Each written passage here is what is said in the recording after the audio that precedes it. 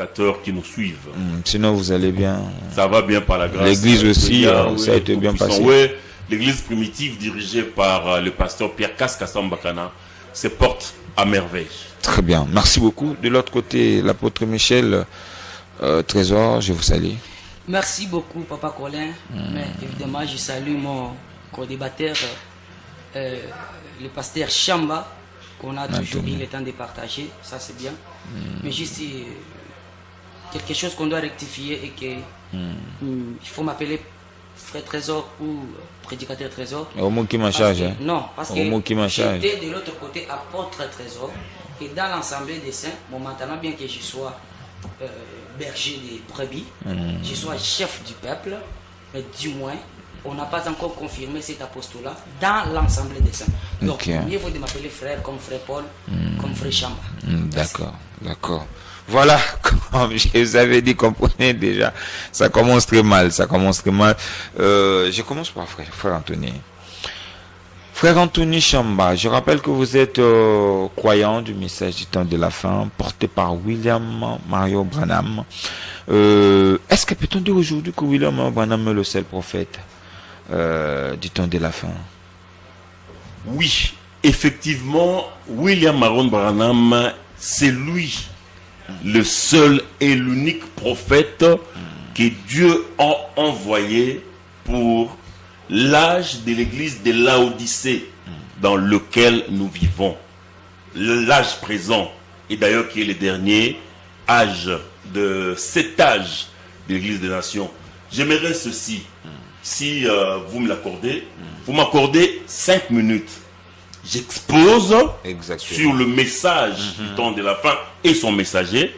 Comme ça, vous allez lui accorder autant de minutes que vous voudrez. Exactement. Parce que quand j'aurai fini de parler, lui n'aura plus rien à dire. Exactement. Vous avez 5 minutes exactement. Très bien, pour exposer. Ouais.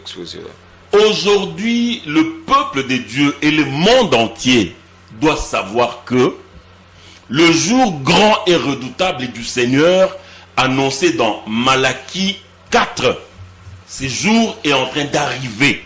Et ce jour arrive à grands pas. Et ce jour grand et redoutable du Seigneur, c'est seulement le 6e sceau. Le 6e sceau, nous l'avons dans Apocalypse au chapitre 6, à partir du verset 12. Vérifier à la maison, c'est très important, c'est vraiment important. Apocalypse 6, verset 12, la Bible dit: je regardais quand il ouvrit le 6e sceau, c'est-à-dire l'agneau. Je regardais quand l'agneau ouvrit le 6e sceau, il y eut un grand tremblement de terre. Le soleil devint noir comme un sac de crin, la lune entière devint comme du sang, et les étoiles du ciel tombèrent sur la terre, comme lorsqu'un figuier secoué par un vent violent jette ses figues vertes. Le ciel se retira comme un livre qu'on roule, et toutes les montagnes et les îles furent remuées de leur place. Les rois de la terre, les grands, les chefs militaires, les riches, les puissants, tous les esclaves et les hommes libres se cachèrent dans les cavernes et dans les rochers des montagnes. Et ils disaient aux montagnes et aux rochers: tombez sur nous et cachez-nous devant la face de celui qui est assis sur le trône et devant la colère de l'agneau. Verset 17. Car le grand jour de sa colère est venu, et qui peut subsister? Vous voyez? Le grand jour de la colère de l'agneau est venu, et qui peut subsister?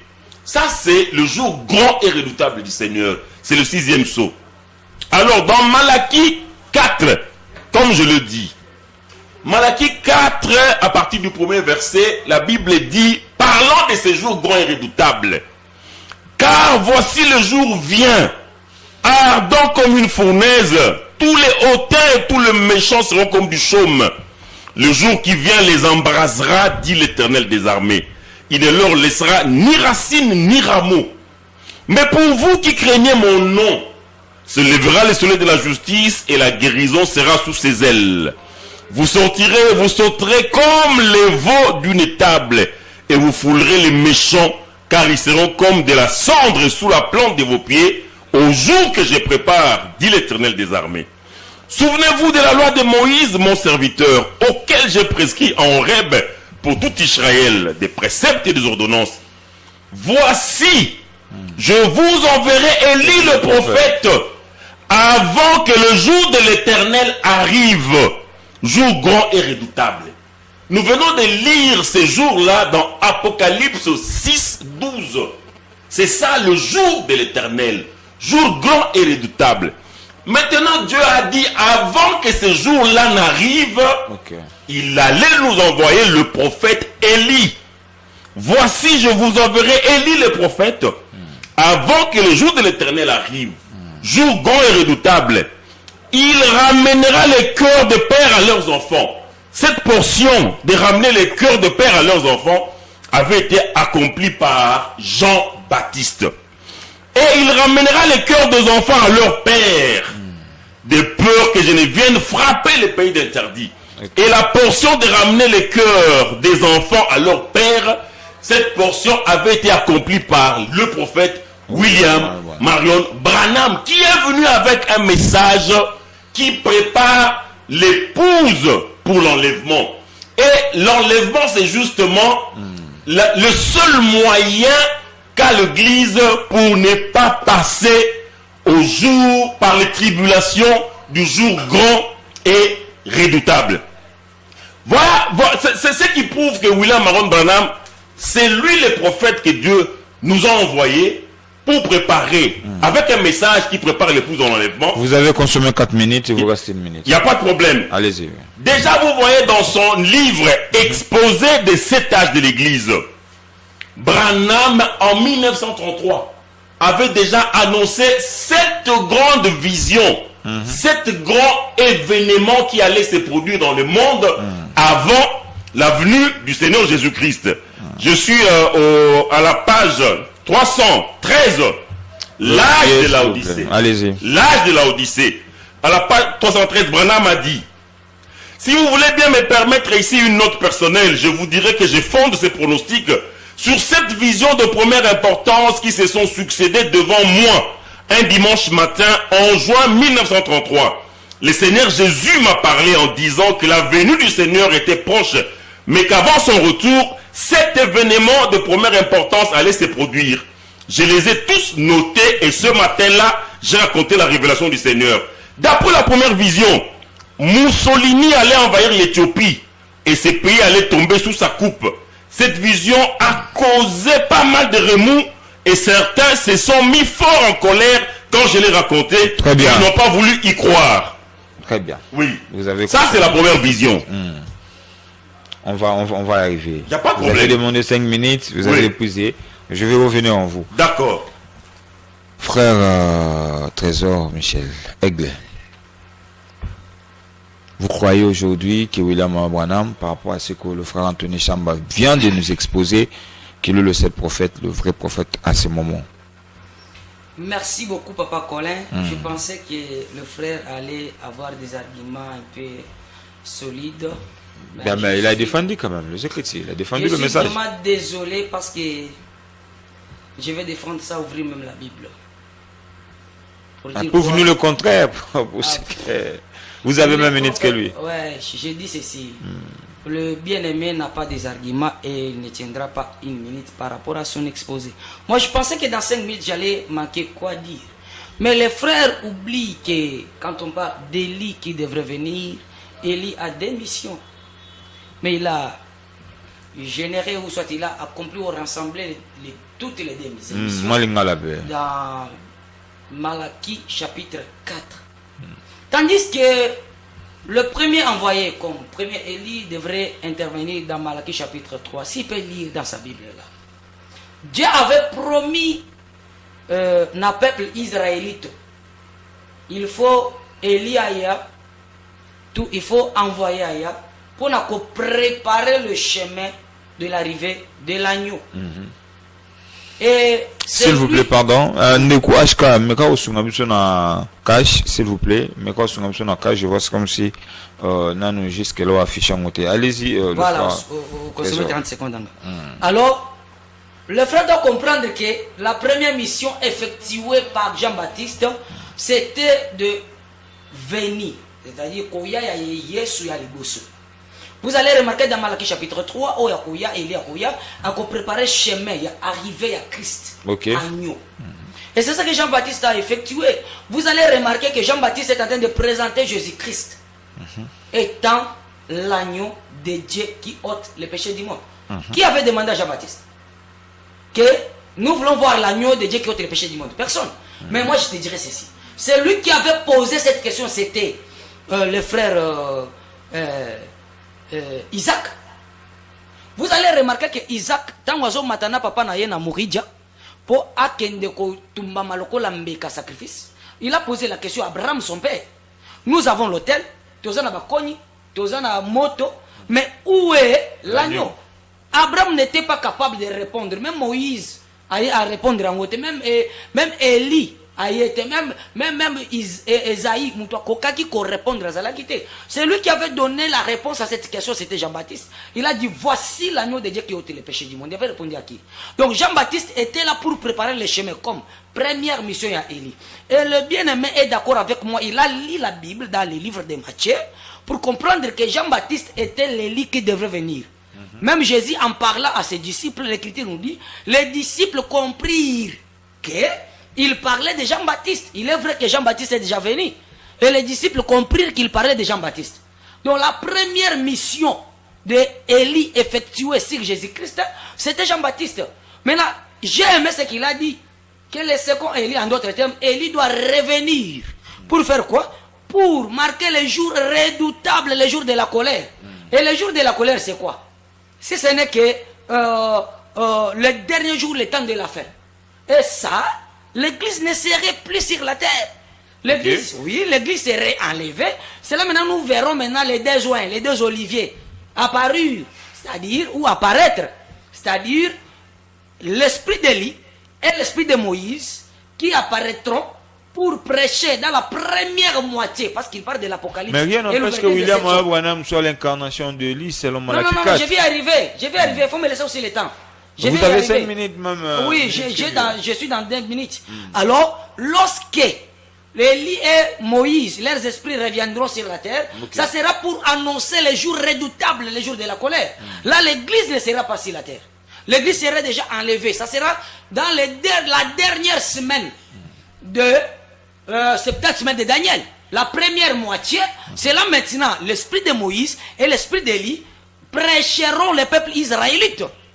Vous voyez, prêcheront les peuples israélites. Après la seconde moitié viendra maintenant la grande tribulation. Et là nous allons voir maintenant après la grande tribulation millénium. Après millénium, ça sera maintenant le jugement éternel. Vous voyez. Donc en première position, c'est lui qui a effectué la mission d'Élie, c'est Jean-Baptiste, pour arranger les chemins du Seigneur, que nous appelons Jésus-Christ, qui est notre Dieu. Lui croit aussi à ça. C'est Jean-Baptiste qui a préparé le chemin. Et maintenant, la deuxième mission d'Élie, Élie lui-même viendra, l'esprit d'Élie viendra avec Moïse pour préparer les jours des jugements. Là maintenant, on voit déjà Apocalypse chapitre 4, Malachie, que lui appelle Malachie, je comprends, Malachie chapitre 4. Mais dans Malachie chapitre 3, c'est la première venue, c'est-à-dire lorsque Jésus-Christ est venu dans sa chair pour préparer l'épouse. Vous voyez? Donc les frères a tort de dire que le frère Mario William Branham, c'est lui qui est un faux prophète. Même lui a des fausses prophéties de Mario Branham. Il est d'accord avec moi, il ne me contredira jamais. Les prophètes, là, c'est selon vous. Hein? C'est selon moi avec les Écritures. On reconnaît un vrai prophète par l'accomplissement de sa prophétie. Mais le frère Branham est un faux prophète qui a promis des choses, qui a prophétisé des choses qui ne se sont pas accomplies. Lui est d'accord avec moi. Je ne vais pas y entrer maintenant, mais avec le temps, on va entrer. Pour dire que le frère Mario Branham, 4 minutes. Oui, le frère Mario Branham n'est pas le prophète des temps de la fin. Mais je vais vous révéler le prophète des temps de la fin. C'est le Seigneur Jésus-Christ lui-même. J'aimerais comprendre une écriture pour dire qu'aujourd'hui, il n'y aura pas besoin de prophète des temps de la fin. Est-ce que tu peux me lire? Est-ce que tu peux me lire de la fin, s'il vous plaît? Mais pourquoi est-ce que dans la Bible dit Dieu ne fait rien sans pourtant a révélé ce secret n'a pas de serviteur qui est le prophète? Mais on a là aussi remettre ces versets à côté. Parce que là, selon exposition, nous avons exposé, c'est comme si le prophète majeur ou le prophète du temps de la fin n'a pas de l'impact, n'a pas son impact. Merci beaucoup pour cette question qui doit l'aider beaucoup. Quand on parle des prophètes majeurs, nulle part dans la Bible de Genèse Apocalypse, il y a une écriture, on a mentionné les prophètes majeurs. Il n'y en a pas. Là, il faut bien souligner. je suis de l'Assemblée des Saints, fils du prophète Jean Bosco Mbombi. Alors si tu me donnes une écriture, on a écrit prophète majeur, je vais me soumettre. Alors il faut savoir ceci. Il faut savoir que le prophète William Mario Branham peut être prophète comme don. Parce que même les satanistes peuvent prophétiser. Ok. Même quand on parle de prophète don, c'est dans 1 Corinthiens chapitre 12. Même une femme peut prophétiser.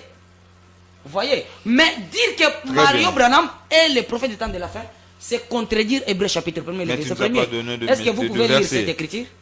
Rapidement, vous avez déjà consommé votre 5 minutes.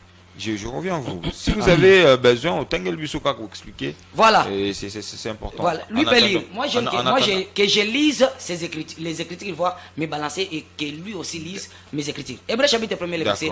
Non, il peut lire. Exactement. Si vous avez trouvé, lisez, vous pouvez lire. Il lise lui-même. Ok. Hébreux chapitre 1er. Ok. Le verset 1er. Que dit la Bible? Voilà. Écoutez un peu ce que les Écritures nous disent, parce que la Bible ne parle pas. Merci. Après avoir autrefois à plusieurs reprises et de plusieurs manières parlé à nos pères par les prophètes, Dieu, dans ces derniers temps, qui est appelé le temps de la fin, que nous appelons le temps de la fin, ces derniers temps, parce que quand on parle de la fin, c'est les derniers. C'est ça, non? Dans les temps de la fin, dans les derniers temps. Voilà. Dieu, dans ces derniers temps, nous parle par le Fils. Et il a établi héritier de toutes choses par lesquelles il a aussi créé le monde. Ici, quand on parle de Fils, ici, c'est le Fils par lequel Dieu a créé le monde. Maintenant, qui est le Fils dont Dieu a créé le monde? Jean chapitre 1er, le verset 1er jusqu'à 14. Dieu est la parole. Et c'est par la parole que Dieu a créé toutes choses. Et la parole, c'est Jésus-Christ. Donc, Jésus-Christ est le Fils unique par lequel Dieu a créé toutes choses. Ou présentement, on n'a pas besoin d'un prophète. Pour le moment, le prophète, l'apôtre, pasteur, évangéliste et docteur, c'est le Seigneur Jésus-Christ. Dire que prophète Mario Branham, le faux prophète Branham est le prophète du temps de la fin, c'est l'hérésie et c'est l'enfer. Frère Anthony Chamba, aidez-nous à comprendre. Le Messie a donné, excusez-moi frère Trésor, le frère Trésor a donné quelques versets qui démontrent clairement que William Branham n'est pas le prophète ou le messager du temps de la fin. Non, mais tout ce qu'il a dit, il est dans la confusion. Il parle de l'enlèvement. Comment lui partira-t-il dans l'enlèvement? Qu'est-ce qui va l'enlever lui de la terre? Parce que j'ai parlé du jour grand et redoutable du Seigneur dans Malachie 4. Mais le Seigneur a dit, voici, je vous enverrai Élie le prophète avant la venue du jour de l'Éternel, jour grand et redoutable. Il ramènera les cœurs de père vers les enfants. Ça, c'est Jean.